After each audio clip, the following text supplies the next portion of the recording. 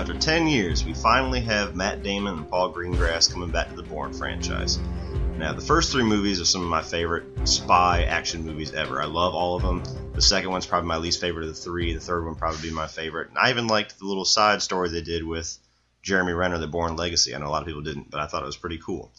So, Matt Damon back, Paul Greengrass back. There's no way that this can't be an awesome fourth installment, right?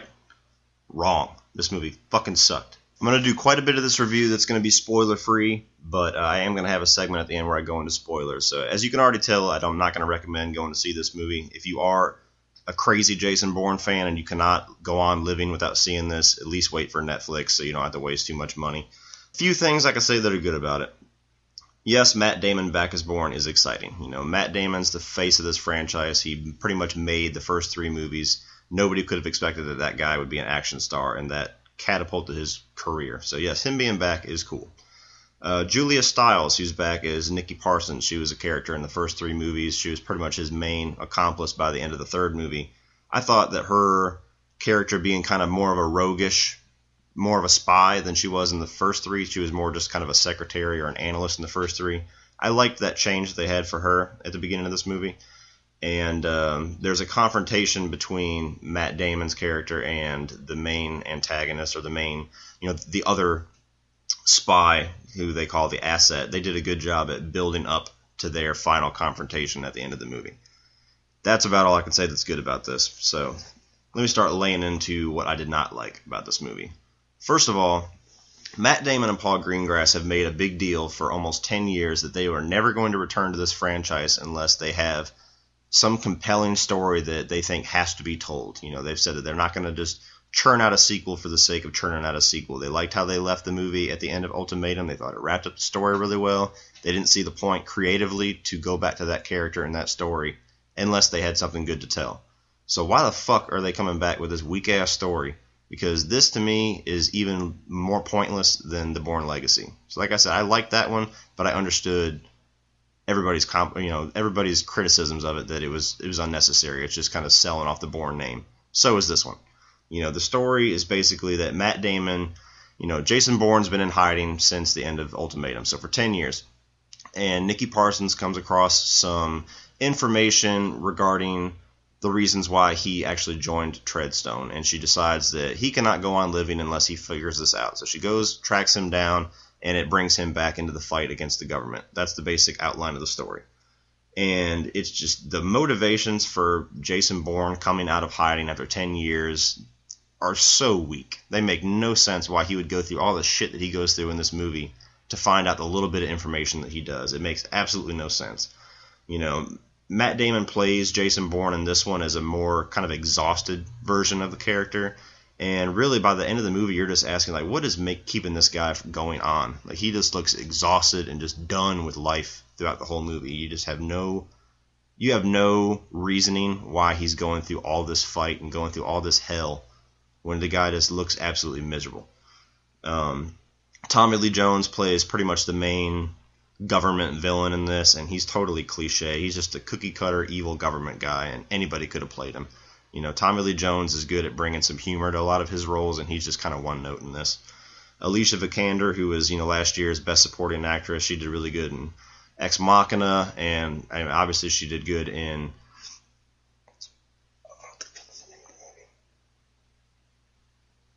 The Danish Girl, since she won an Oscar for it. And I thought she was terrible in this. She's absolutely emotionless. She's putting on kind of that fake American accent, and it makes her just sound like she's reading off of a teleprompter the whole movie. You never see her smile or look scared or look emotionally involved in anything that she's doing. And her motivations throughout this movie are really cloudy. She kind of takes on the role of Pamela Landy somewhat from the first three movies, or the second and third movie actually, where she's kind of the person helping hunt Bourne, but then there's also times where it looks like she might be helping him, and her motivations for doing either of those is never spelled out. It looks like she has some kind of a vendetta when it starts out against him, and you don't understand why, and then all of a sudden she's doing things to help him, and you don't understand why, and even at the end when they kind of try to clear up what her motivations are, it still makes no sense. And, so all that being said, you expect when you walk into a Bourne movie that, okay, at least the action scenes and the fight scenes and the chase scenes are going to be great, right? No. The criticism that I had, mostly with the second movie, which is why I kind of think it's the weaker of the three, is that Paul Greengrass loves the shaky cam. Every time there's a fight scene or something, or even a chase scene, he loves that shaky cam where the guy looks like he's on freaking 3 pounds of cocaine trying to direct these scenes. And every action scene in this, whether it's a fight scene or a chase scene, either goes shaky cam or all these crazy quick cuts. Like there's a scene where, the scene they show in the trailer where that's that big truck driving through the Las Vegas Strip and it's just plowing through all these vehicles and Jason Bourne's chasing him. And it's nauseating how bad these scenes are shot. I mean, you can't even get through. I mean, the basic idea of one scene is that, okay, Jason Bourne takes this little Dodge Charger and jumps over the median and causes this truck to crash. So it's literally a 3-second scene that they cut about 75 times.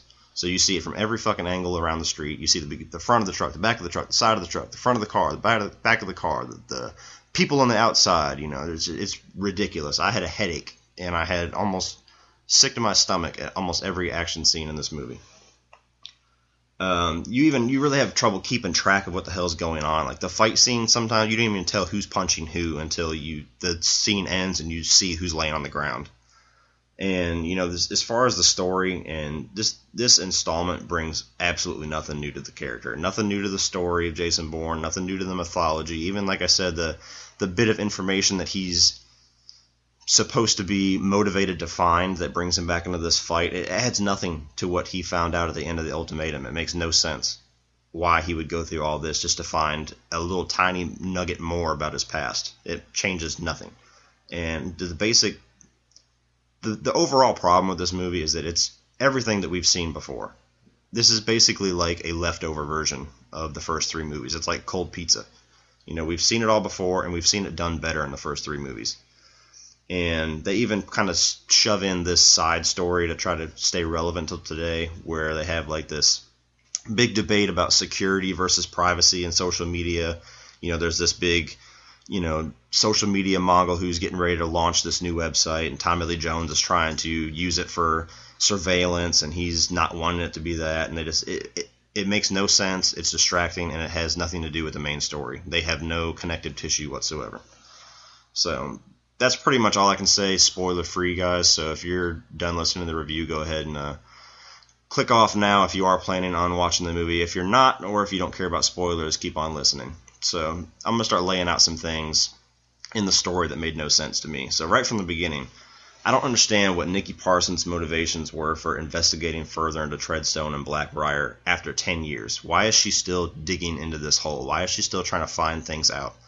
And why didn't she assume that she'd be tracked if she's doing this? I mean, that's what sets the whole movie off, is she goes fucking around in some government database trying to get files. They find out that somebody's still looking into these old, dead, government black ops programs, and then that starts the whole conflict of the movie.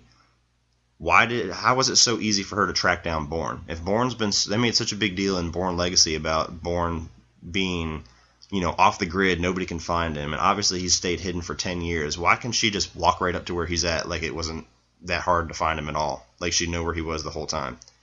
And not only that, so Bourne went through all these years of struggle and all this shit in the first 3 movies trying to get free of the government so that he can live his life without people tracking him. And he finally accomplishes that at the end of Ultimatum, and yet you're supposed to believe that, okay, 10 years later, all he's been doing is just living in squalor in some rundown country and doing some illegal fighting. That's what he worked for, is doing that. Didn't make any sense to me.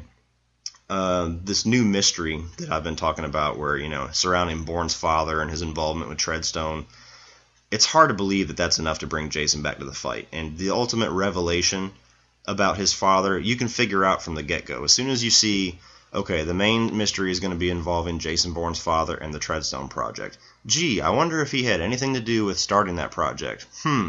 Pretty easy to figure out, not very complicated. It also doesn't add anything to what we already knew and what Jason Bourne knew by the end of Ultimatum.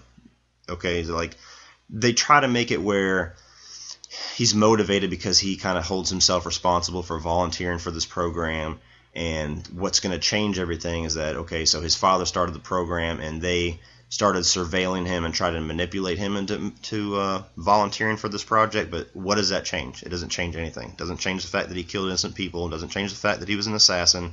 It changes nothing.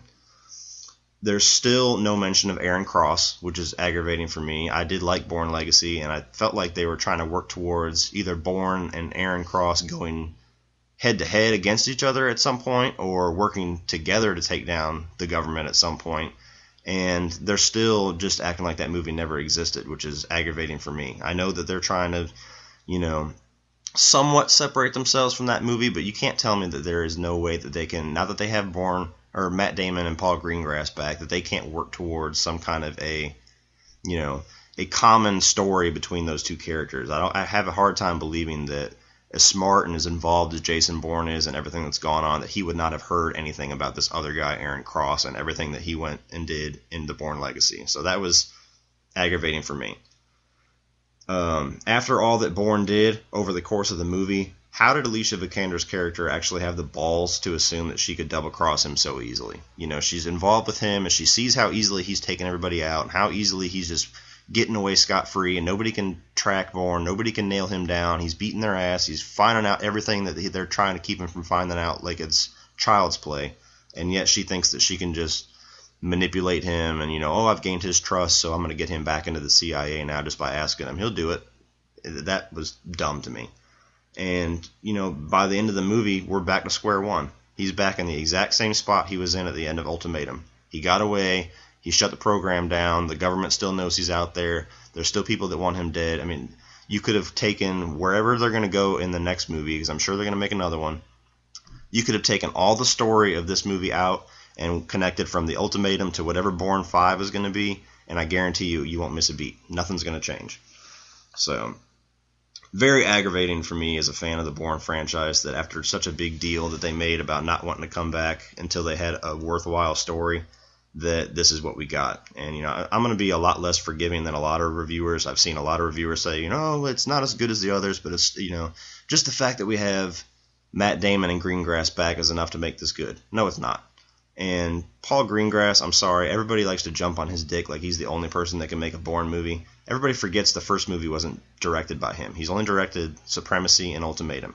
And even though the Ultimatum is probably my favorite, the first one is a very, very close second. So I don't understand this whole thing why Matt Damon and why the people involved won't make another movie unless Paul Greengrass does it.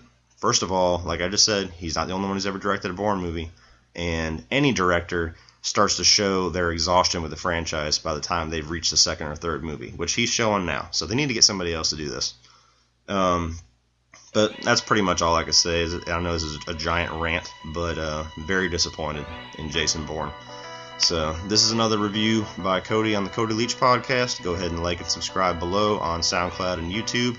Leave any comments or questions or your own review on this movie down below. And you can also ask me any questions or comments that you have using Twitter, using the hashtag the Cody Leach podcast.